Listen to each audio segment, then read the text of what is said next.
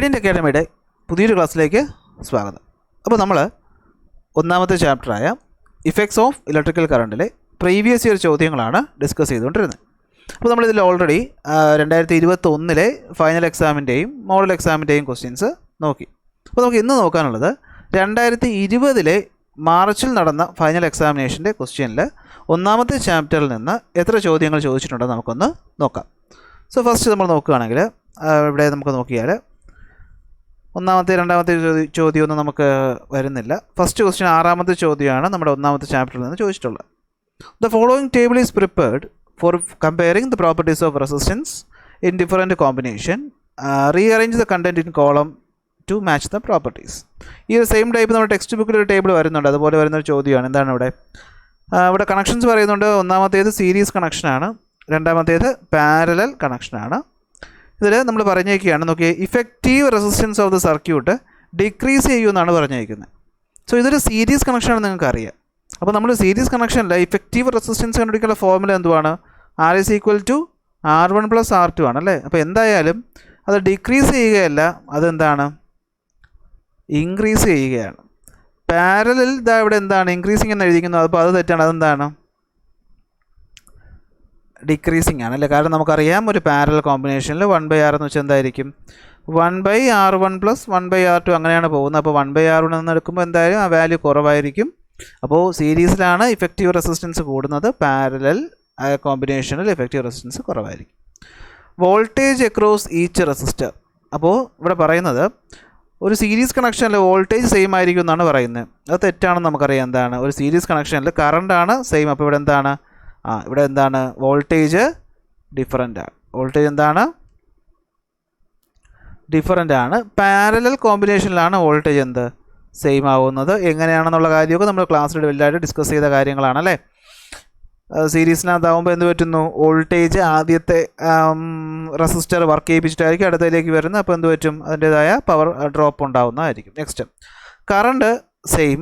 അതെ, സീരീസിൽ current same ആണ്, വോൾട്ടേജ് കറണ്ട് എന്താണ്, ഡിഫറൻ്റ് ആണ്. അപ്പോൾ അത് സെയിം ആണ്. അപ്പോൾ എന്താണ്, ഈ രണ്ട് കാര്യങ്ങൾ മാറ്റിക്കഴിഞ്ഞാൽ നമുക്ക് എത്ര മാർക്കിൻ്റെ ചോദ്യമാണ്, 2 മാർക്കിൻ്റെ ചോദ്യമാണ്, 2 മാർക്ക് കിട്ടും.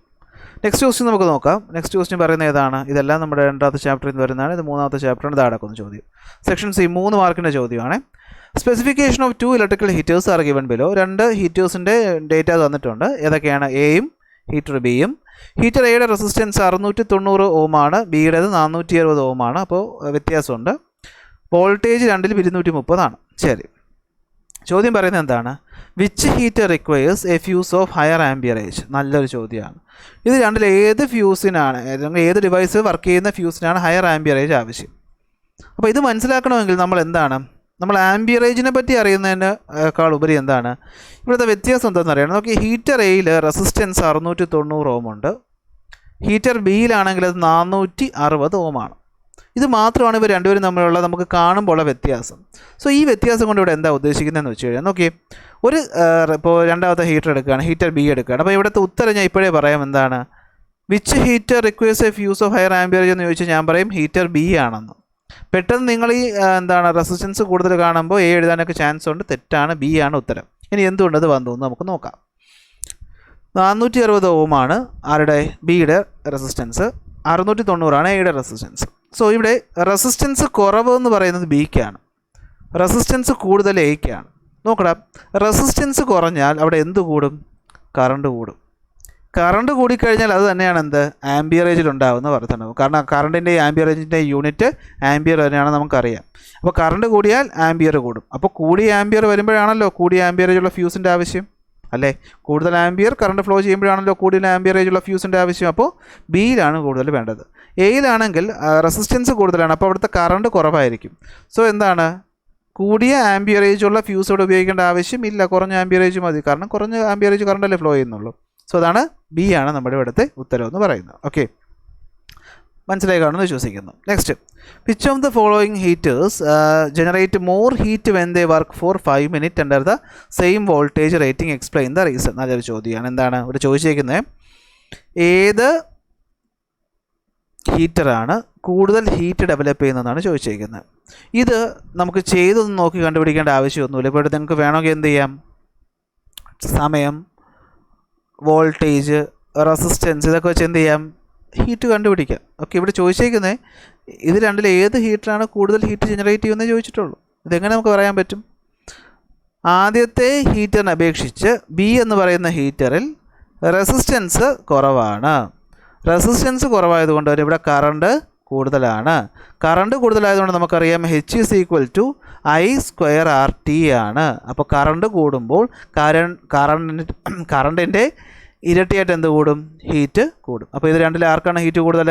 5 മിനിറ്റ് വർക്ക് ചെയ്യുമ്പോൾ ഹീറ്റ് കൂടുതൽ ആർക്കായിരിക്കും? B will produce more heat because the resistance of B is low as compared to A. So working under same voltage condition, B will have, അല്ലെങ്കിൽ B will produce more heat since more current will be flowing through B. അല്ലെ, ബിയിൽ കൂടെ ആയിരിക്കും കൂടുതൽ current flow ചെയ്യുന്നത്, കാരണം ബിക്കാണ് resistance കുറവ്. So ബിയിലായിരിക്കും കൂടുതൽ ഹീറ്റ് പ്രൊഡ്യൂസ് ചെയ്യുന്നത്. സോ ആ ഉത്തരം എഴുതിയാൽ തന്നെ നമുക്ക് 2 മാർക്കോട് സുഖമായിട്ട് കിട്ടും. കണ്ടുപിടിച്ചുകൊണ്ടിരിക്കണം എന്നുള്ള നിർബന്ധമൊന്നുമില്ല.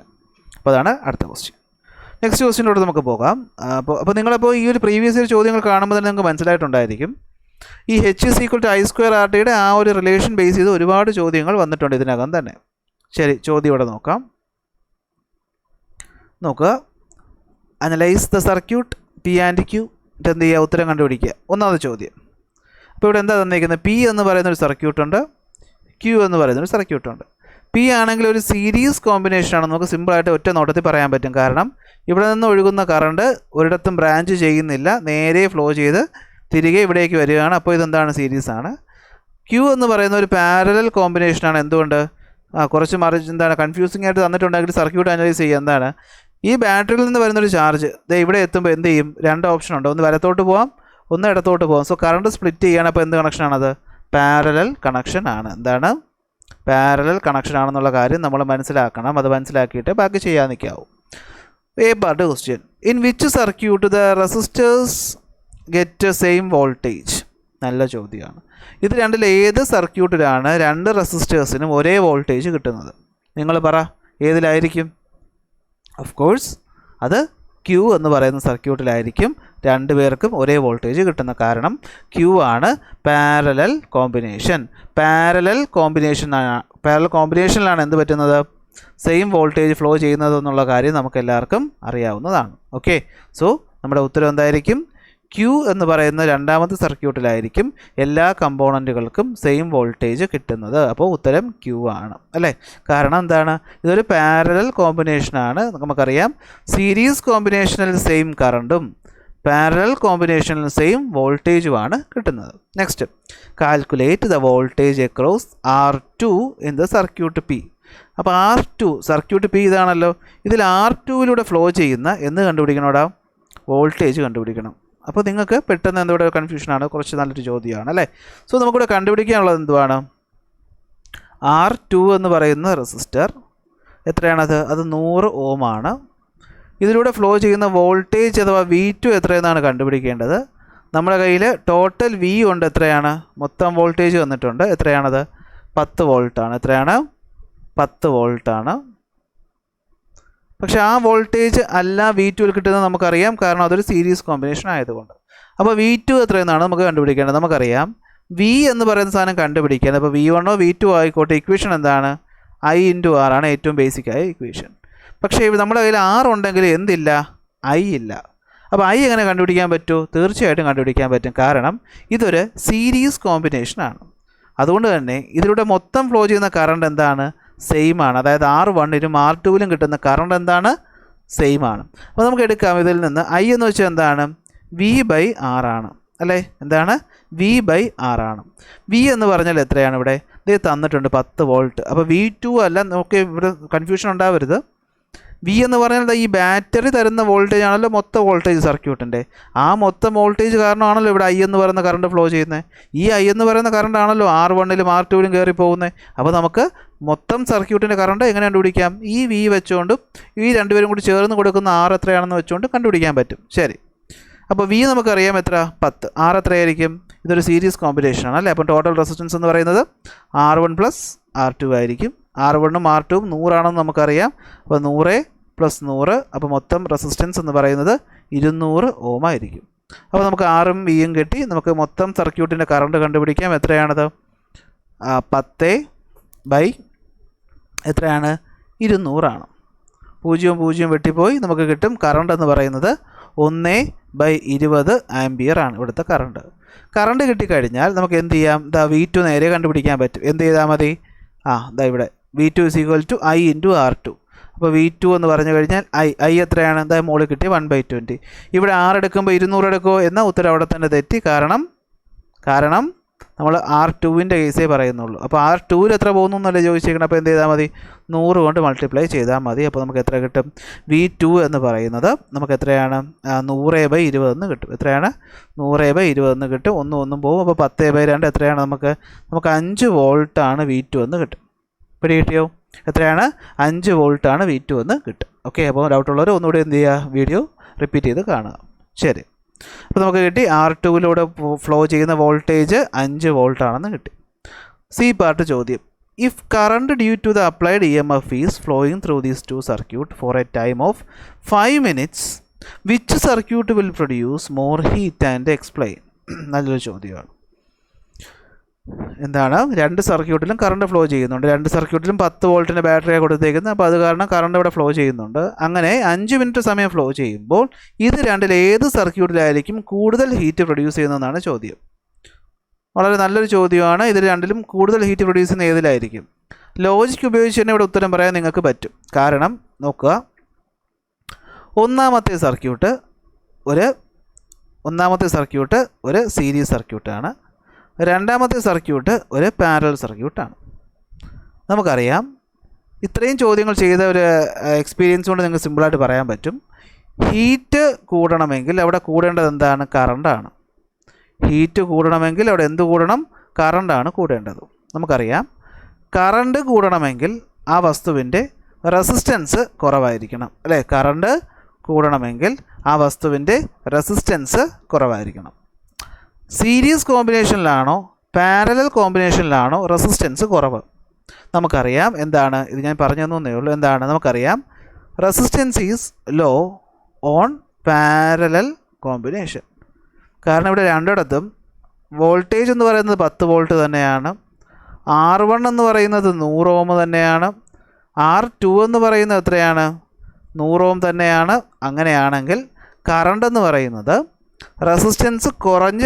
ആളിലായിരിക്കും കൂടുതൽ അപ്പോൾ നമുക്ക് ഉറപ്പായിട്ട് പറയാൻ പറ്റും എന്താണ് സീരീസ് കോമ്പിനേഷനിൽ റെസിസ്റ്റൻസ് കൂടുതലായതുകൊണ്ട് തന്നെ പാരലൽ കോമ്പിനേഷനിലായിരിക്കും റെസിസ്റ്റൻസ് കുറവ് അതുകൊണ്ട് തന്നെ പാരലൽ കോമ്പിനേഷനിലായിരിക്കും കറണ്ട് കൂടുതലായിട്ട് ഫ്ലോ ചെയ്യുന്നത് അതുകൊണ്ട് തന്നെ പാരലൽ കോമ്പിനേഷനിലായിരിക്കും ഹീറ്റ് കൂടുതലായിട്ട് പ്രൊഡ്യൂസ് ചെയ്യുന്നത് ഇത് ലോജിക്കലി പറയാൻ പറ്റൂലേ തീർച്ചയായിട്ടും പറ്റും അപ്പോൾ ബിയിലായിരിക്കും എന്താണ് കൂടുതൽ ഹീറ്റ് പ്രൊഡ്യൂസ് ചെയ്യുന്നത് ഇനി ചെയ്ത് നോക്കി കണ്ടുപിടിക്കാൻ നിന്ന് കഴിഞ്ഞാൽ അത് നമുക്ക് പറ്റും എന്ത് ചെയ്താൽ മതി ചെയ്ത് നോക്കേണ്ട ആവശ്യമില്ല എങ്കിലും നമുക്ക് നോക്കാം എന്തായിരിക്കും സീരീസ് കോമ്പിനേഷനിൽ നമുക്ക് എന്താണ് കറണ്ട് എന്ന് പറയുന്നത് 1/20 ആണെന്ന് തൊട്ട് മുമ്പത്തെ ചോദ്യത്തിൽ നിന്ന് നമുക്ക് കിട്ടി 1/20 എന്ന് വെച്ചാൽ 0.05 ആംപിയർ ആണെന്ന് കിട്ടി അവിടെ മൊത്തം റെസിസ്റ്റൻസ് എന്ന് പറയുന്നത് എത്രയാണ് 200 ഓം ആണെന്ന് നമുക്ക് അറിയാം അല്ലേ സമയം എന്ന് പറയുന്നത് 5 × 60 സെക്കൻഡ് ആണെന്ന് നമുക്കറിയാം ഇനി ഇത് പറഞ്ഞു തരേണ്ട ആവശ്യമില്ല 60 സെക്കൻഡ് മൾട്ടിപ്ലൈ ചെയ്തത് മിനിറ്റിനെ സെക്കൻഡിലേക്ക് ആക്കാനാണ് അല്ലേ ഇവിടെ മിനിറ്റിലല്ലേ തന്നിരിക്കുന്നത് മിനിറ്റിന് അത് എന്ത് ചെയ്യണം സെക്കൻഡിലോട്ട് ആക്കാനാണ് നമ്മൾ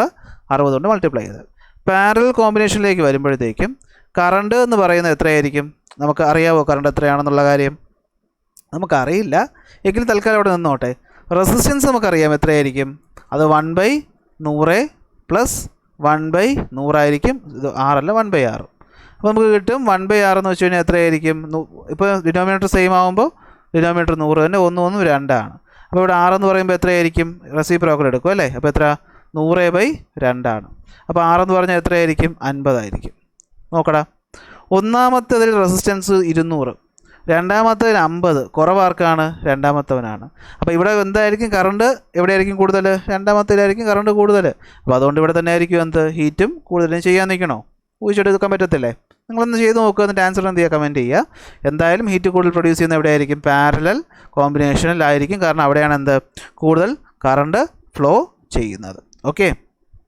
അപ്പോൾ പേര് ക്യൂ എന്നല്ലേ വിളിക്കുന്നത് നമ്മൾ 2 എന്നല്ല ക്യൂവിലാണ് അപ്പോൾ എന്ത് ചെയ്യുന്നത് കൂടുതൽ ഹീറ്റ് പ്രൊഡ്യൂസ് ചെയ്യുന്നത് ഓക്കെ സോ ഇത്രയാണ് എന്ത് നമ്മുടെ 2020 മാർച്ചിലെ ക്വസ്റ്റ്യൻ പേപ്പർ ചോദിച്ചിട്ടുള്ളത് ഓക്കെ സോ മനസ്സിലായി കാണുമെന്ന് വിശ്വസിക്കുന്നു. ഇനി എന്തെങ്കിലും ടോപ്പിക് നിങ്ങൾക്ക് ഡൗട്ട് വരുന്നുണ്ടെങ്കിൽ എന്ത് ചെയ്യുക, വീഡിയോ ക്ലാസ്സിൻ്റെ ലിങ്ക് ഞാൻ പ്രൊവൈഡ് ചെയ്തിട്ടുണ്ട്. ആ ക്ലാസ് ഒന്ന് കണ്ടു നോക്കുക, നിങ്ങൾക്ക് കുറച്ചുകൂടി ക്ലിയർ ആവുന്നതായിരിക്കും. അപ്പോൾ നമുക്ക് എന്ത് ചെയ്യാം, നെക്സ്റ്റ് ക്ലാസ്സിൽ ബാക്കി ടോപ്പിക്കുമായിട്ട് കാണാം. വീഡിയോ ഇഷ്ടപ്പെട്ടാൽ ലൈക്ക് ചെയ്യുക. പുതിയൊരു ക്ലാസ്സിലേക്ക് സ്വാഗതം. നമ്മളിന്ന് നോക്കാൻ പോകുന്നത് നമ്മുടെ ഒന്നാമത്തെ ചാപ്റ്ററായ ഇഫക്ട്സ് ഓഫ് ഇലക്ട്രിക്കൽ കറണ്ടിൽ നിന്ന് ചോദിച്ചിട്ടുള്ള പ്രീവിയസ് ഇയർ ചോദ്യങ്ങളാണ്. അപ്പോൾ നമ്മൾ ഇന്ന് നോക്കാൻ പോകുന്നത് 2020 മോഡൽ എക്സാമിന് ഏതൊക്കെ ചോദ്യങ്ങളാണ് നമ്മുടെ ഒന്നാമത്തെ ചാപ്റ്ററിൽ നിന്ന് വന്നിട്ടുണ്ടെന്നാണ് നമ്മൾ നോക്കാനായിട്ട് പോകുന്നത്. സോ നോക്കുകയാണെങ്കിൽ നമുക്ക് ആദ്യം നോക്കാം. ഫസ്റ്റ് ക്വസ്റ്റ്യൻ കാണുന്നുണ്ടോ നിങ്ങളെല്ലാവരും? ക്വസ്റ്റ്യൻ പറയുന്നത് എന്താണ്?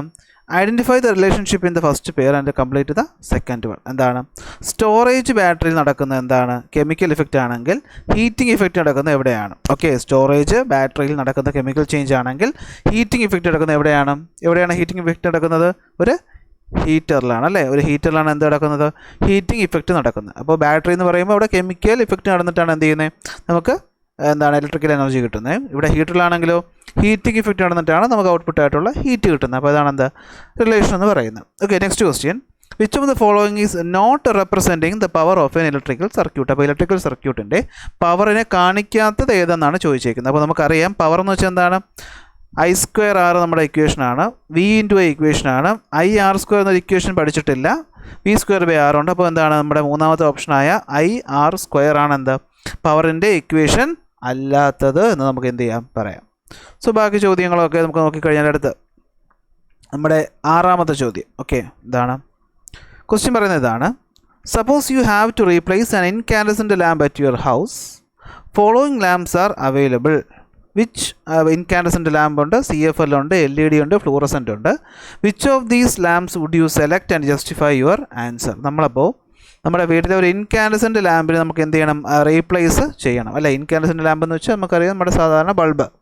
അപ്പോൾ അതിനെ റീപ്ലേസ് ചെയ്യുമ്പോൾ നമുക്ക് ഈ ഉള്ളതിലേത് നമ്മൾ യൂസ് ചെയ്യുന്നതാണ്. എന്തായാലും ഒരു ഇൻകാൻഡസെൻ്റ് ലാമ്പിന് പകരം ഇൻകാൻഡസെൻ്റ് യൂസ് ചെയ്യുന്നത് അപ്പോൾ ചെയ്യുമെന്ന് ചോദിച്ചാൽ ചെയ്യും, പക്ഷേ നമ്മുടെ അത് എന്താണ് നമ്മുടെ എനർജി എഫിഷ്യൻസിയൊക്കെ വെച്ച് നോക്കുമ്പോൾ ചെയ്യത്തില്ല. CFL നല്ലൊരു ഓപ്ഷനാണ്. ഫ്ലൂറസെൻ്റ് ലാമ്പ് എന്ന് വെച്ചാൽ നമ്മുടെ ട്യൂബ് ലൈറ്റ്. ഏറ്റവും ബെറ്റർ ഓപ്ഷൻ ഏതാണ്? LED ആണ്. എന്താക്കി ജസ്റ്റിഫൈ ചെയ്യേണ്ട ആൻസർ എന്തൊക്കെ നമുക്ക് ജസ്റ്റിഫൈ ചെയ്യാൻ പറ്റും? ഒരു LED നമ്മൾ നോക്കിക്കഴിഞ്ഞാൽ LEDക്ക് ഹീറ്റ് പ്രൊഡ്യൂസ് ചെയ്യുന്നില്ല, വോൾട്ടേജ് അല്ലെങ്കിൽ പവർ വളരെ കുറച്ച് മതി, എനർജി കൺസ്യൂം ചെയ്യുന്നത് വളരെ കുറച്ചാണ്. ഫ്ലൂറസെൻ്റ് ലാമ്പിൽ പോലെ മെർക്കുറിയോ മറ്റു കാര്യങ്ങളോ ഒന്നും തന്നെ ഇല്ല.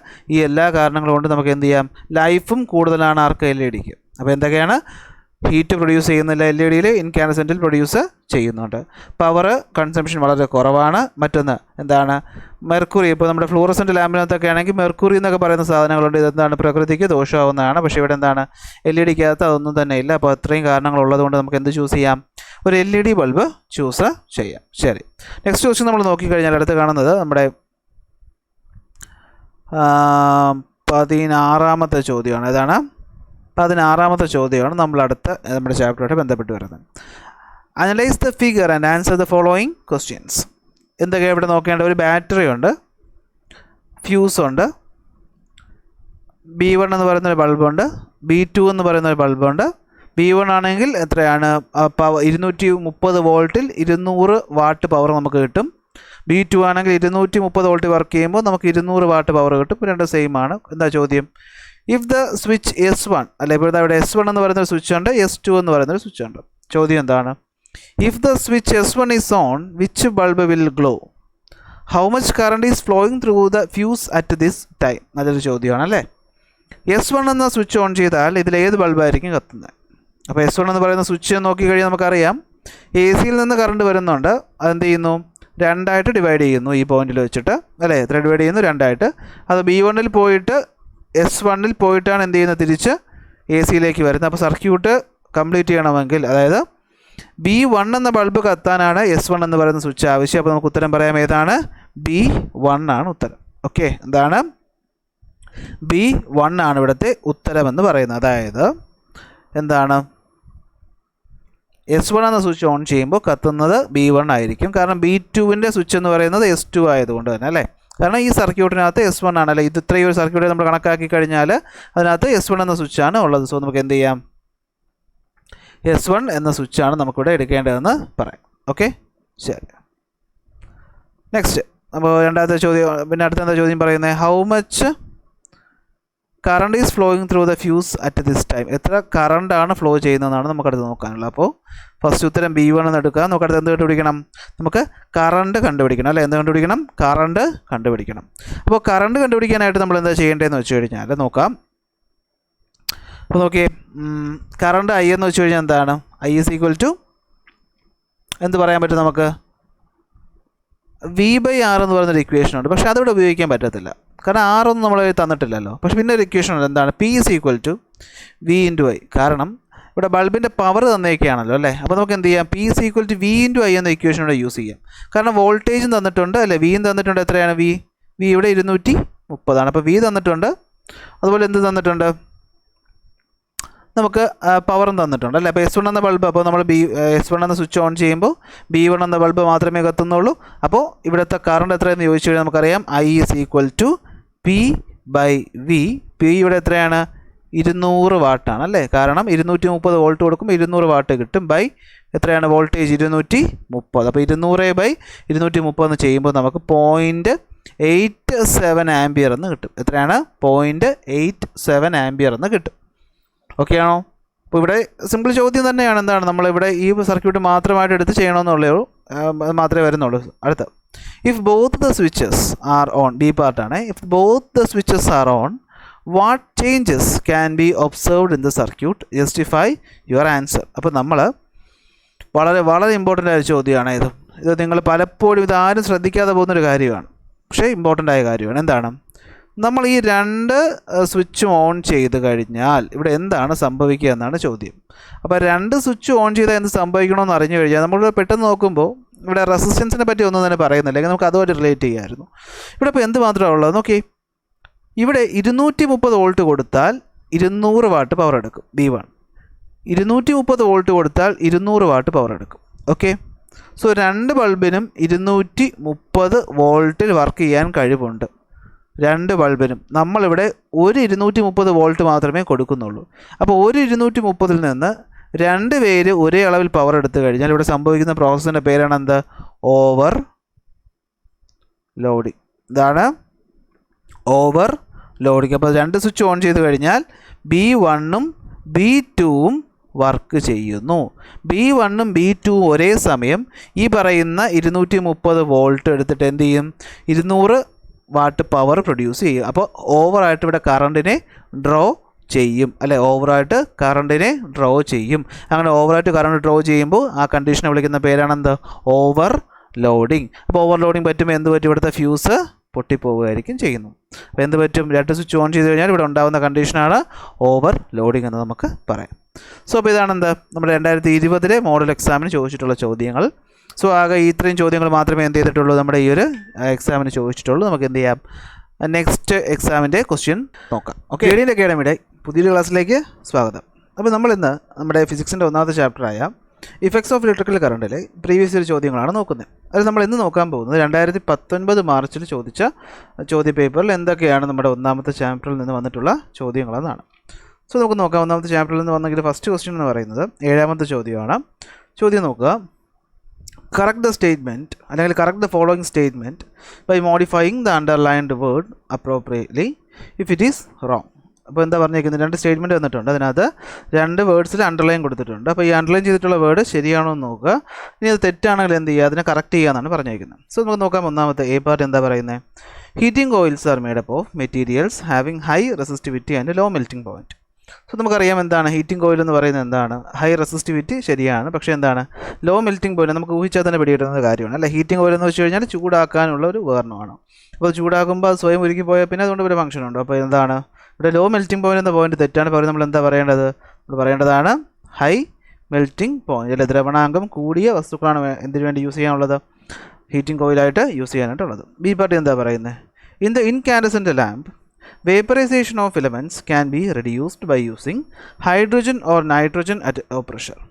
സോ ഈ ചോദ്യം വരുമ്പോഴത്തേക്കും ചെറിയ പ്രശ്നം വരും. നമുക്ക് നൈട്രോജൻ നമ്മൾ കേട്ടിട്ടുണ്ട് അല്ലേ?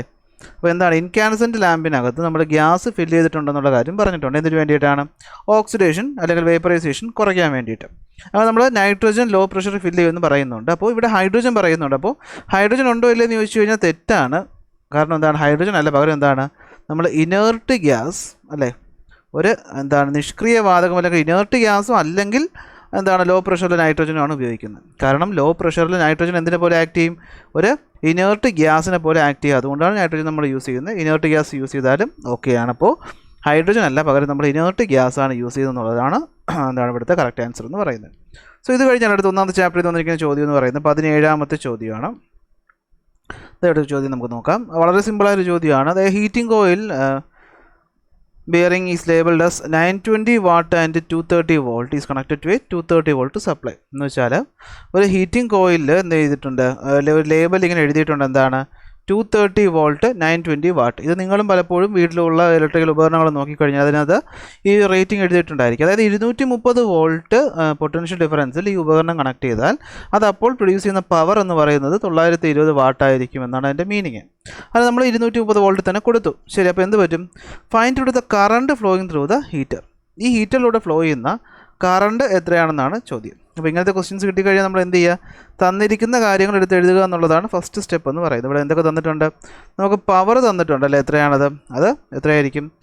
അത് 920 വാട്ടാണ് 230 വോൾട്ടിൽ. എത്രയാണ്? 920 വാട്ടാണ്. വോൾട്ടേജ് എത്രയാണ്? 230 വോൾട്ടാണ്. അങ്ങനെയാണെങ്കിൽ ഇവിടുത്തെ കറണ്ട് എത്രയെന്നാണ് ഒന്നാമത്തെ ചോദ്യം. നമുക്ക് ഉത്തരം എങ്ങനെ പറയാൻ പറ്റും? നമുക്കറിയാം പവറിനൊരു ഇക്വേഷൻ നമ്മൾ പഠിച്ചിട്ടുണ്ട്. P = V × I എന്നൊരു ഇക്വേഷൻ നമ്മളെല്ലാവരും പഠിച്ചിട്ടുള്ള ബേസിക്കായ ഇക്വേഷനാണ് അല്ലേ? അപ്പോൾ ഇതിൽ നിന്ന് നമുക്ക് പവറും വോൾട്ടേജും അറിയാമെങ്കിൽ കറണ്ട് കണ്ടുപിടിക്കാൻ എന്ത് ചെയ്താൽ മതി? നമുക്ക് എഴുതാം I = എന്താണ്? P / V. എങ്ങനെയാണ്? ഈ ഐയുടെ കൂടെയുള്ള V ഇങ്ങോട്ട് വരുമ്പോഴത്തേക്കും ഡിവിഷനായിട്ട് മാറും. ഇവിടെ മൾട്ടിപ്ലിക്കേഷൻ = അപ്പുറത്ത് പോകുമ്പോൾ ഡിവിഷനായിട്ട് മാറും. അപ്പോൾ നമുക്ക് എടുക്കാം I = പവർ എത്രയാണ്? 920 / വോൾട്ടേജ് എത്രയാണ്? 230. അപ്പോൾ 920/230 ചെയ്യുമ്പോൾ നമുക്കറിയാം 4 ആണ് എത്ര ആൻസറായിട്ട് വരുന്നത്. അപ്പോൾ 4 ആമ്പിയറാണ് ഇവിടെ ഫ്ലോ ചെയ്യുന്ന കറണ്ട് എന്ന് പറയുന്നത്. സിമ്പിൾ അല്ലേ? സിമ്പിൾ ചോദ്യമാണ്. അടുത്ത calculate the quantity of heat generated in 5 minute. അപ്പോൾ 5 മിനിറ്റ് കൊണ്ട് എത്ര ഹീറ്റ്? അപ്പോൾ നമുക്ക് ടൈം തന്നിട്ടുണ്ട്. എത്രയാണ്? 5 മിനിറ്റ്. 5 മിനിറ്റ് എന്ന് വെച്ചാൽ നമുക്കറിയാം നമ്മൾ മിനിറ്റിൽ വെച്ച് സമയം എടുക്കാറില്ല. അപ്പോൾ എന്ത് ചെയ്യും? 5ന് നമ്മൾ 60 കൊണ്ട് മൾട്ടിപ്ലൈ ചെയ്യും. അപ്പോൾ 5 × 60 സെക്കൻഡ് സമയം കൊണ്ട് ഇവിടെ എത്ര ഹീറ്റ് ഉൽപ്പാദിപ്പിക്കപ്പെട്ടു എന്നാണ് ചോദ്യം. അപ്പോൾ ഹീറ്റ് കണ്ടുപിടിക്കാൻ നമുക്ക് ഒരുപാട് ഫോർമുലാസ് ഉണ്ട്. നമുക്ക് ഏത് യൂസ് ചെയ്യാം? ഏത് വേണമെങ്കിലും യൂസ് ചെയ്യാം. നമുക്ക് എന്താണ് ഇവിടെ VIT എടുക്കുന്നതായിരിക്കും കുറച്ചുകൂടി നല്ലത്. കാരണം നമുക്ക് റെസിസ്റ്റൻസ് അറിയില്ല. അപ്പോൾ റെസിസ്റ്റൻസ് കണ്ടുപിടിക്കാൻ മെനക്കെടുന്നതിനേക്കാളും നല്ലത് എന്താണ്? VIT എന്ന ഫോർമുല ഉപയോഗിക്കുക. നമുക്കറിയാം ഹീറ്റിന് 3 ഫോർമുല ഉണ്ട്. VIT, I² RT. ഇതെല്ലാവർക്കും I² RT ആണ് എല്ലാവർക്കും ഓർമ്മയിരിക്കുന്നത്, ബാക്കി ഇരിക്കത്തില്ല. പിന്നെ എന്താണ്? V² R × TU ഒരു ഇക്വേഷനാണ്. അതിൽ നമ്മൾ യൂസ് ചെയ്യുന്നത് ഏതാണ്? ഇവിടെ എടുക്കുന്ന VIT ആണ്. അപ്പോൾ V എന്ന് വെച്ചാൽ എത്രയാണ്? 230. കറണ്ട് എത്രയാണ്? നമ്മൾ കണ്ടുപിടിച്ചു 4. ടൈം എത്രയാണ്? 5 × 60. ഇതിൽ ഏതെങ്കിലും യൂണിറ്റ് നിങ്ങൾ മാറ്റിയെടുത്ത് കഴിഞ്ഞാൽ തന്നെ ഉത്തരം നമുക്ക് കിട്ടുന്നത് വേറെ ഒന്നായിരിക്കും. ശരി, ഇത് മൾട്ടിപ്ലൈ ചെയ്യുന്ന സമയത്ത് നമുക്ക് ഉത്തരം ഒരു വലിയ ആൻസറാണ് കിട്ടുന്നത്. 276,000 ജൂളാണ് എന്ത് നമ്മളിവിടുത്തെ ആൻസർ എന്ന് പറയുന്നത്. ഓക്കെ, 276,000 ജൂളാണ് നമ്മളിവിടുത്തെ ഉത്തരം എന്ന് പറയുന്നത്. തീരുന്നില്ല, ഒരു C പാർട്ട് കൂടെ നമ്മുടെ ക്വസ്റ്റ്യൻ പറയുന്നുണ്ട്. എന്താണ്? How is the power of the heater can be changed without altering its resistance? റെസിസ്റ്റൻസിൽ മാറ്റം വരുത്താതെ പവർ നമുക്ക് എങ്ങനെ എന്ത് ചെയ്യാൻ പറ്റും? ചേഞ്ച് ചെയ്യാൻ പറ്റുമെന്നാണ് ചോദിച്ചിരിക്കുന്നത്. എന്താണ്? How the power of the heater can be changed without altering its resistance. Resistance മാറ്റാതെ പവറിനെ മാറ്റാൻ എന്ത് ചെയ്താൽ മതി? നമ്മൾ വോൾട്ടേജ് ചേഞ്ച് ചെയ്താൽ മതിയായിരിക്കും. എന്ത് ചെയ്താൽ മതിയായിരിക്കും? വോൾട്ടേജ് ചേഞ്ച് ചെയ്യുമ്പോൾ നോർമലി എന്ത് ചെയ്യും? പവറിൽ വ്യത്യാസം ഉണ്ടാവും അല്ലേ? ഉറപ്പായിട്ടും പവറിൽ എന്താണ് വ്യത്യാസം ഉണ്ടാവും? വോൾട്ടേജ് ചേഞ്ച് ചെയ്താൽ മതിയായിരിക്കും. ഫോർ എക്സാമ്പിൾ ഞാൻ പറയുകയാണ്, ഇപ്പോൾ വോൾട്ടേജ് കുറഞ്ഞു വന്നിരിക്കുക, വൈകിട്ടുള്ള സമയങ്ങളിൽ വോൾട്ടേജ് കുറവായിരിക്കും. അപ്പോൾ നമ്മുടെ ഫാൻ എങ്ങനെ കറങ്ങും? മുൻപ് കറങ്ങുന്ന അതേ സ്പീഡിൽ തന്നെ കറങ്ങും? ഇല്ല, എന്തായിരിക്കും? സ്ലോ ആയിട്ടായിരിക്കും കറങ്ങുന്നത് അല്ലേ? അപ്പോൾ അതിൻ്റെ വർക്കിങ്ങിൻ്റെ അളവ് കുറയുകയാണ്. അപ്പോൾ പവർ നമുക്ക് വേരി ചെയ്യാനായിട്ട് സാധിക്കും. ഓക്കെ, സോ അപ്പോൾ ഈ 2 ചോദ്യങ്ങൾ മാത്രമാണ് നമ്മുടെ 2019 എക്സാമിൽ ചോദിച്ചിട്ടുള്ളത്. സോ ഇപ്പോൾ 2019 കഴിഞ്ഞെങ്കിൽ നമുക്കത് നേരെ എന്ത് ചെയ്യാം? 2018 മാർച്ച് മാസം നടന്ന എക്സാമിൽ എന്തൊക്കെയാണ് ചോദിച്ചിട്ടുള്ളത് നമുക്ക് നോക്കാം. സോ ഇവിടെ നോക്കുക, ഈ 2018 എന്ന് പറയുമ്പോൾ നമ്മുടെ ടെക്സ്റ്റ് ബുക്കിൽ ചെറിയൊരു മാറ്റമുണ്ട്. ഒന്നാമത്തെ ചാപ്റ്റർ എന്ന് പറയുന്നത് ഏതല്ല? നമ്മുടെ ഇഫക്ട്സ് ഓഫ് ഇലക്ട്രിക്കൽ കറണ്ട് അല്ല. നിങ്ങൾ കഴിഞ്ഞ വർഷം പഠിച്ച എന്താണ് വേവ് മോഷൻ ഉണ്ടല്ലോ, 9ൽ പഠിച്ച ലാസ്റ്റ് ചാപ്റ്റർ. അപ്പോൾ ആ ചാപ്റ്ററാണ് നമ്മുടെ ആ 2018 വർഷത്തെ എന്താണ് നമ്മുടെ ടെക്സ്റ്റ് ബുക്ക് എന്ന് പറയുന്നത്. 18 കഴിഞ്ഞപ്പോഴാണ് ടെക്സ്റ്റ് ബുക്ക് ഒന്ന് മാറിയതെങ്കിലും നമ്മുടെ 2ാമത്തെ ചാപ്റ്ററായിട്ട് നിങ്ങൾ ഇപ്പോഴത്തെ 1ാമത്തെ ചാപ്റ്റർ ഉണ്ടായിരുന്നു. അപ്പോൾ എന്താണ് അതിൽ നിന്നുള്ള ക്വസ്റ്റ്യൻസ് ഉണ്ട്, നമുക്ക് നോക്കാം. ഇപ്പോൾ 6ാമത്തെ ചോദ്യം നോക്കിയാൽ നിങ്ങൾക്ക് മനസ്സിലാവും. എന്താണ്? Correct the underlined part of the following statement appropriately. It is wrong. നേരത്തെ പറഞ്ഞ പോലെ എന്താണ് അണ്ടർലൈൻ ചെയ്തിട്ടുള്ള പാർട്ട് കറക്റ്റ് ആക്കുക. A conductor having high melting point than the circuit element are used as fuse wire. എന്താണ്? A conductor having higher melting point than the circuit element are used as fuse wire. അപ്പോൾ fuse വയറായിട്ട് use ചെയ്യുന്നത് നമ്മളതിൽ ഉപയോഗിക്കുന്ന കമ്പോണൻറ്റുകളെക്കാളും melting point കൂടിയ ഒരു വയറിനെയാണെന്നാണ് പറഞ്ഞേക്കുന്നത്. നമുക്കറിയാം തെറ്റാണ്. എന്താണ്? ലോ മെൽറ്റിംഗ് പോയിൻ്റ് അല്ലേ? എന്താണ്? മെൽറ്റിംഗ് പോയിൻറ്റ് കുറഞ്ഞ എന്തായിരിക്കണം വയറായിരിക്കണം നമ്മൾ ഫ്യൂസ് വയറായിട്ട് യൂസ് ചെയ്യേണ്ടത്. എങ്കിൽ മാത്രമേ എന്ത് ചെയ്യത്തുള്ളൂ? എപ്പോഴെങ്കിലും കറണ്ട് കൂടി അത് കാരണം ഹീറ്റ് കൂടി കഴിഞ്ഞാൽ എന്ത് പറ്റുള്ളൂ? മെൽറ്റിംഗ് പോയിൻറ്റ് കുറഞ്ഞാൽ മാത്രമേ അത് മെൽറ്റ് ചെയ്തിട്ട് ബ്രേക്ക് ആവുള്ളൂ എന്നുള്ള കാര്യം നിങ്ങൾക്ക് അറിയാവുന്നതാണ്. അപ്പോൾ എന്താണ്? അപ്പോൾ conductors having low melting point than the circuit elements are used as fuse wire. അപ്പോൾ പ്രീവിയസ് ഇയർ ചോദ്യങ്ങൾ ഡിസ്കസ് ചെയ്യുമ്പോൾ നിങ്ങൾ ശ്രദ്ധ കൊടുക്കേണ്ട ചോദ്യം കാണാതെ പഠിക്കുക എന്നുള്ളതല്ല. ഈ ഒരു ടോപ്പിക്കിനാണ് നമ്മുടെ എന്താണ് ചോദ്യകർത്താവ് ഇമ്പോർട്ടൻസ് കൊടുത്തിട്ടുള്ളതെന്നാണ്. അപ്പോൾ നിങ്ങളിനി ആ ചാപ്റ്റർ ഒന്നുകൂടി റിവൈസ് ചെയ്യുന്ന സമയത്ത് ഇപ്പോൾ നമ്മൾ ഈ ചോദ്യം കണ്ട മേഖലകൾ എന്താണ് കുറച്ചുകൂടി വ്യക്തമായിട്ട് അല്ലെങ്കിൽ സ്ട്രോങ് ആയിട്ട് പഠിച്ചിട്ട് വേണം എന്ത് ചെയ്യാൻ എക്സാമിന് പോകാൻ. അടുത്ത്, the amperage of the fuse wire must be reduced as the power of the equipment included in the circuit is increased. എന്താണ്? amperage of the fuse wire must be reduced. അതായത് പവർ കൂടിയ ഉപകരണങ്ങൾ ഉപയോഗിക്കുമ്പോൾ നമ്മൾ ആംബിയറേജ് കുറഞ്ഞ എന്താണ് fuse wire വേണം ഉപയോഗിക്കാനാണെന്നാണ് പറഞ്ഞേക്കുന്നത്. തെറ്റാണ്, നമുക്ക് ഇപ്പോൾ തന്നെ മനസ്സിലാക്കാൻ പറ്റും അല്ലേ?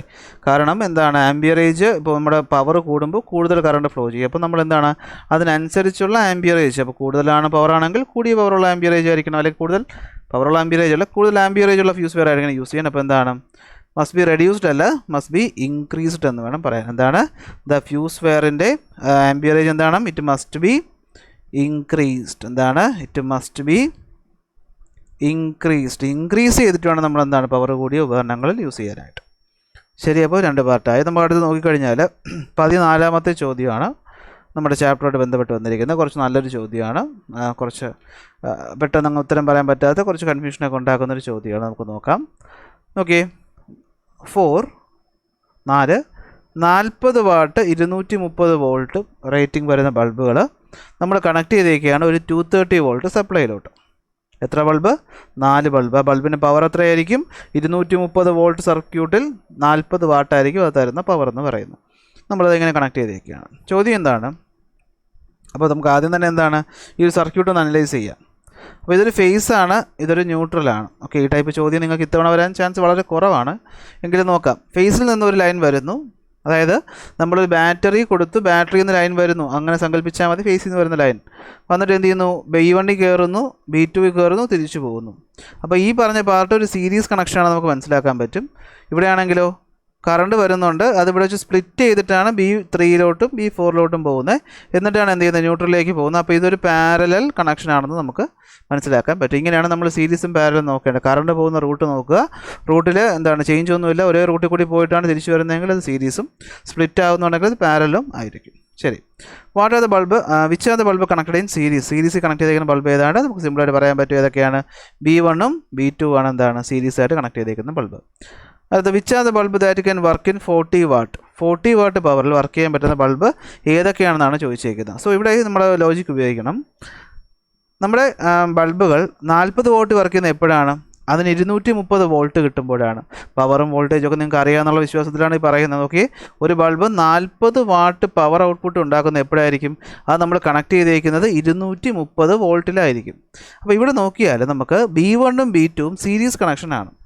അപ്പോൾ ഈ പറഞ്ഞ ഫേസും ന്യൂട്രലിനും ഇടയിൽ, ഫേസിനും ന്യൂട്രലിനും ഇടയിലുള്ള വോൾട്ടേജ് എത്രയാണ്? 230 നമ്മൾ ബാറ്ററി കൊടുക്കുന്ന അതേ ലോജിക്ക്. അപ്പോൾ അത് ആദ്യം B1ൽ പോയിട്ട് B2 പോകുമ്പോൾ എന്തായാലും B1നും B2നും കിട്ടുന്നത് സെയിം വോൾട്ടേജ് അല്ല, ഉറപ്പായിട്ടും അത് 230 വോൾട്ട് എന്തായാലും ആയിരിക്കില്ല. അപ്പോൾ എന്താണ് 40 വാട്ട് പവർ അവർക്ക് ഉൽപ്പാദിപ്പിക്കാൻ സാധിക്കില്ല. പക്ഷേ രണ്ടാമത്തെ B3യും B4ഉം നമ്മൾ നോക്കിക്കഴിഞ്ഞാൽ അപ്പോൾ ഇവിടെ ഉത്തരം ഏതാണ്? B3യും B4ഉം ആണ്. എന്തുകൊണ്ടെന്ന് വെച്ച് കഴിഞ്ഞാൽ B3യും B4ഉം കണക്ട് ചെയ്തേക്കുന്ന പാരലൽ കണക്ഷനിലാണ്. ഒരു പാരലൽ കണക്ഷനിൽ വോൾട്ടേജ് എന്ന് പറയുന്നത് സെയിം ആയിരിക്കും എന്നുള്ള കാര്യം നിങ്ങൾക്ക് നന്നായിട്ട് അറിയാം. സെയിം വോൾട്ടേജ് ആകുമ്പോൾ ഇവിടെ വോൾട്ടേജ് എത്രയാണ്? 230 അപ്പോൾ B3ക്കും B4നും കിട്ടുന്നത് 230 വോൾട്ട് തന്നെ ആയിരിക്കും. അപ്പോൾ 230 വോൾട്ട് തന്നെ കിട്ടുന്നതുകൊണ്ട് അവർക്ക് എന്ത് ചെയ്യാൻ പറ്റും? 40 വാട്ട് പവർ പ്രൊഡ്യൂസ് ചെയ്യാനായിട്ട് സാധിക്കും. അപ്പോൾ കുറച്ച് കൺഫ്യൂഷൻ ഉണ്ടാക്കുന്ന ചോദ്യമാണ്, എങ്കിലും എന്താണെന്ന് അറിഞ്ഞിരിക്കുക. ഓക്കെ, B3യും B4. അടുത്ത്, write 2 advantages of connecting household equipments in parallel. പറഞ്ഞു തരേണ്ട ആവശ്യമില്ലല്ലോ. ഒന്ന്, എല്ലാ കമ്പോണൻറ്റിനും സെയിം വോൾട്ടേജ് കിട്ടും. 2, ഓരോ കമ്പോണൻറ്റിനെ നമുക്ക് സെപ്പറേറ്റ് ആയിട്ട് ഓപ്പറേറ്റ് ചെയ്യാൻ പറ്റും. 3, ഈ പറയുന്ന ഒരു ഡിവൈസ് കേടായാലും ബാക്കി ഡിവൈസ് വർക്ക് ചെയ്യും. ഇതിലേതെങ്കിലും 2 പോയിന്റ് നിങ്ങൾക്ക് സിമ്പിളായിട്ട് പറയാനായിട്ട് സാധിക്കും. അടുത്ത് നമുക്ക് നോക്കാം 18ാമത്തെ ചോദ്യവും ഈ പറയുന്ന നമ്മുടെ ഒന്നാമത്തെ ചാപ്റ്ററുമായിട്ട് ബന്ധപ്പെട്ടതാണ്. നോക്കാം എന്താ ചോദ്യം പറയുന്നതെന്ന്. An electrical heater of resistance 115 ohm is made to work on a 230 volt supply. What will be the current through the heater while it is working? Current കണ്ടുപിടിക്കാനാണ്. ഞാൻ ഒത്തിരി ഇവിടെ തന്നെ എഴുതുകയാണ്, നിങ്ങൾക്ക് സിമ്പിൾ ചോദ്യമായതുകൊണ്ട്. ഓക്കെ, റെസിസ്റ്റൻസ് തന്നിട്ടുണ്ട് 115 ഓം ആണ്. വോൾട്ടേജ് തന്നിട്ടുണ്ട് 230 വോൾട്ടാണ്. യൂണിറ്റ് എപ്പോഴും എഴുതാൻ മറക്കണ്ട. പാർട്ടി ചോദിച്ചിട്ടുള്ളതാണ് കറണ്ട് കണ്ടുപിടിക്കാനാണ്. നമുക്കറിയാം വിയും ആറും ഐയും കിട്ടി. കറണ്ട് കണ്ടുപിടിക്കാനുള്ള ഇക്വേഷൻ എന്താണ്? V/R ആണ് അല്ലേ. പറഞ്ഞിട്ട് ആവശ്യമില്ല. എവിടെ നിന്ന് കിട്ടി? V = I/R എന്ന ഓംസ് ലോയിൽ നിന്ന് നമുക്ക് ഉത്തരം കിട്ടി.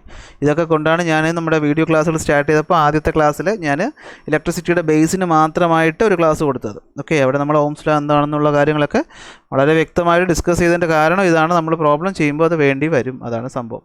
അപ്പോൾ I എന്ന് പറഞ്ഞു കഴിഞ്ഞാൽ V/R. I ഇവിടെ എന്ന് പറഞ്ഞാൽ V എത്ര? 230. R എത്ര? 115. അപ്പോൾ നമുക്ക് I എത്രയെന്ന് കിട്ടും? 2 ആംപിയർ എന്ന് കിട്ടും. എത്രയെന്ന് കിട്ടും? 2 ആംപിയർ. അടുത്ത B part, calculate the power of the heater. Power കണ്ടുപിടിക്കണം. പവർ കണ്ടുപിടിക്കാൻ നമുക്കറിയാം, പവർ എന്ന് വെച്ച് കഴിഞ്ഞാൽ V/I ആണ് ഇക്വേഷൻ. V എത്രയാണ് ഇവിടെ? 230 ആണ്. I എത്രയാണ്? 2 ആണ്. അപ്പോൾ എത്രയായിരിക്കും?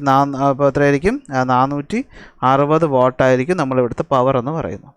സ്പീഡിൽ പറയുന്നതുകൊണ്ട് കുഴപ്പമില്ലല്ലോ. പല ടൈപ്പ് ചോദ്യം ഇതുപോലെ ഡിസ്കസ് ചെയ്തതുകൊണ്ടാണ്. Calculate the heat generated by the heater if it work for 10 minutes. 10 minute work ചെയ്യുമ്പോൾ ഇവിടെ ഉൽപ്പാദിപ്പിക്കപ്പെടുന്ന ഹീറ്റ് എത്രയെന്നാണ് ചോദിച്ചിരിക്കുന്നത്. ഹീറ്റ് കണ്ടുപിടിക്കാനുള്ള ഏറ്റവും ബേസിക്കായ ഇക്വേഷൻ I² RT ആണ്. ഇവിടെ എത്ര സമയം വർക്ക് ചെയ്യുന്നു എന്നാണ് പറയുന്നത്? 10 മിനിറ്റ് സമയമാണ്. 10 മിനിറ്റിൽ നമ്മൾ മിനിറ്റിൽ എന്ത് ചെയ്യത്തില്ല? എടുക്കത്തില്ല. അപ്പോൾ 10ന് നമ്മൾ 60 കൊണ്ട് മൾട്ടിപ്ലൈ ചെയ്ത് നമ്മൾ അത്രയും സെക്കൻഡായിട്ട് എടുക്കും. ഹീറ്റ് കണ്ടുപിടിക്കാനുള്ള ഇക്വേഷൻ I² RT. I എത്രയാണ് ഇവിടെ? 2 ആണ്. അപ്പോൾ 2ൻ്റെ സ്ക്വയർ എന്ന് വെച്ചാൽ 2 × 2 ഇൻറ്റു R എത്രയാണ്? 115 ആണ്. ഇൻറ്റു T എത്രയാണ്? 10 × 60 ആണ്. സോ മൾട്ടിപ്ലൈ ചെയ്യുന്ന സമയത്ത് നമുക്ക് ഉത്തരം എത്രയാണെന്ന് കിട്ടും? 2760000 ജൂൾ എന്ന് കിട്ടും. ഓക്കെ, ഈ ടൈപ്പ് ഉത്തരം കിട്ടുന്ന 2-3 ചോദ്യങ്ങൾ നമ്മൾ സെയിം ഡിസ്കസ് ചെയ്ത് കഴിഞ്ഞിട്ടുണ്ട് അല്ലേ. ഓക്കെ, അപ്പോൾ 27600 ജൂൾ എന്ന് കിട്ടും. വേണമെങ്കിൽ നമുക്ക് എന്ത് ചെയ്യാം? പവർ നമ്മൾ കണ്ടുപിടിച്ചതുകൊണ്ട് തന്നെ ഹീറ്റ് നമുക്ക് P × T എന്ന് പറയുന്ന ഇക്വേഷൻ വെച്ച് കണ്ടുപിടിക്കാം. പവർ എത്രയാണ്? നമുക്ക് ഇവിടെ കിട്ടിയ പവർ 460 ആണ്. 460ന് നമ്മൾ T ആയിട്ടുള്ള എത്രയാണ്? 10 × 60 കൊണ്ട് മൾട്ടിപ്ലൈ ചെയ്താലും നമുക്ക് സെയിം ഉത്തരം തന്നെ 2760000 ജൂൾ തന്നെ നമുക്ക് ആൻസറായിട്ട് കിട്ടുന്നതായിരിക്കും. ഓക്കെ, സോ അപ്പോൾ ഇത്രയും ചോദ്യങ്ങളാണ് നമ്മുടെ 2018 ചോദ്യപേപ്പറിൽ നിന്ന് വന്നിട്ടുള്ളത്. നമുക്ക് 2017 ചോദ്യപേപ്പർ കൂടെ എന്ത് ചെയ്യാം? ഒന്ന് ഡിസ്കസ് ചെയ്യാം. അപ്പോൾ അതോടുകൂടി നമ്മുടെ ഒരു ഇതെല്ലാ ചോദ്യപേപ്പറും ആവും. 2017 ക്വസ്റ്റ്യൻ പേപ്പർ മലയാളമാണ് കയ്യിലുള്ളത്. പക്ഷേ കുഴപ്പമില്ല, നമുക്കതിനകത്ത് ഒരൊറ്റ ചോദ്യം മാത്രമേ വന്നിട്ടുള്ളൂ, അതുകൊണ്ടാണ് കേട്ടോ. അപ്പോൾ നമുക്ക് നോക്കാം. ഇവിടെ 5ാമത്തെ ഒരു ചോദ്യം മാത്രമാണ് എന്താ നമ്മുടെ ചാപ്റ്ററിൽ നിന്ന് വന്നിട്ടുള്ളത്. എന്താണ്? 200 ഓം പ്രതിരോധമുള്ള, അതായത് 200 ഓം റെസിസ്റ്റൻസ് ഉള്ള ഒരു കണ്ടക്ടറിൽ 0.2 ആംപിയർ കറണ്ട് ഫ്ലോ ചെയ്തു. എത്ര സമയത്തേക്ക്? 5 മിനിറ്റ് സമയത്തേക്ക്. അങ്ങനെയാണെങ്കിൽ അവിടെ ഉൽപ്പാദിപ്പിക്കുന്ന ഹീറ്റ് എത്രയാണെന്നാണ് ചോദ്യം. വളരെ സിമ്പിളായ ചോദ്യം. നമുക്കറിയാം R എത്രയാണ്? 200 ഓം ആണ്. I എത്രയാണ്? 0.2 ആംപിയർ ആണ്. ടൈം എത്രയാണ്? 5 മിനിറ്റ് ആണ്. അങ്ങനെയാണെങ്കിൽ ഇവിടുത്തെ ഹീറ്റ് എത്രയായിരിക്കും? H = I² RT ആയിരിക്കും. I എത്ര? 0.2. അപ്പോൾ 0.2 എന്ന് പറയുമ്പോൾ നമുക്ക് വേണമെങ്കിൽ 0.2നെ 2/10 എന്ന് എടുക്കാം. അപ്പോൾ 2/10ൻ്റെ സ്ക്വയർ ഇൻറ്റു 200 ഇൻറ്റു 5 മിനിറ്റ് എന്ന് പറയുമ്പോൾ 5 × 60 സെക്കൻഡ് മൾട്ടിപ്ലൈ ചെയ്യുമ്പോൾ നമുക്ക് ഉത്തരം എന്ന് പറയുന്നത് 2400 ജൂൾ എന്ന് പറയും. കാരണം ഈ സെയിം ക്വസ്റ്റ്യൻ ഞാൻ നമ്മുടെ ക്ലാസ്സിൽ നമ്മൾ പ്രോബ്ലം ചെയ്ത സമയത്ത് ചെയ്യിപ്പിച്ച ചോദ്യമാണ്. 2400 ജൂൾ എന്ന് കിട്ടും. സോ അപ്പോൾ ഇത്രയും കഴിയുമ്പോഴത്തേക്കും നമ്മുടെ പ്രധാനപ്പെട്ട പ്രീവിയസ് ഇയർ ചോദ്യങ്ങളെല്ലാം നമ്മൾ 1ാമത്തെ ചാപ്റ്ററുമായി ബന്ധപ്പെട്ട് ചെയ്തിട്ടുണ്ട്. അപ്പോൾ ഇതുപോലെ നമുക്ക് 2ാമത്തെ ചാപ്റ്റർ കംപ്ലീറ്റ് ചെയ്തിട്ടും ഇത്തരത്തിലൊരു സീരീസ് ചെയ്യാവുന്നതാണ്. അപ്പോൾ നിങ്ങൾക്ക് ക്ലാസ് ഇഷ്ടപ്പെട്ടിട്ടുണ്ടെങ്കിൽ ലൈക്ക് ചെയ്യുക, ഫ്രണ്ട്സിന് വീഡിയോ ഷെയർ ചെയ്ത് കൊടുക്കുക. ഓക്കെ, യൂസ്ഫുൾ ആണെന്ന് തോന്നുവാണെങ്കിൽ ഉറപ്പായിട്ടും എന്ത് ചെയ്യണം? ഫ്രണ്ട്സിന് ഷെയർ ചെയ്ത് കൊടുക്കണം. അതുപോലെ തന്നെ എന്താണ്, എന്തെങ്കിലും സംശയങ്ങളോ മറ്റു കാര്യങ്ങളോ ഉണ്ടെങ്കിൽ കമൻറ്റ് ചെയ്യുക. ഓക്കെ, ഇനി നിങ്ങൾക്ക് ഗൂഗിൾ മീറ്റ് വഴി ഓൺലൈൻ ക്ലാസ്സുകൾ ആവശ്യമുണ്ടെങ്കിൽ താഴെ കാണുന്ന നമ്പറിൽ എന്ത് ചെയ്യുക? കോൺടാക്റ്റ് ചെയ്യുക. നമുക്ക് എന്താണ് ഗൂഗിൾ മീറ്റ് വഴിയുള്ള ഓൺലൈൻ ക്ലാസ് ഞങ്ങൾ പ്രൊവൈഡ് ചെയ്യുന്നുണ്ട്. സോ അപ്പോൾ നമുക്ക് എന്ത് ചെയ്യാം? നെക്സ്റ്റ് ക്ലാസ്സിൽ അടുത്ത ടോപ്പിക്കുമായിട്ട് കാണാം. അപ്പോൾ ബൈ ബൈ.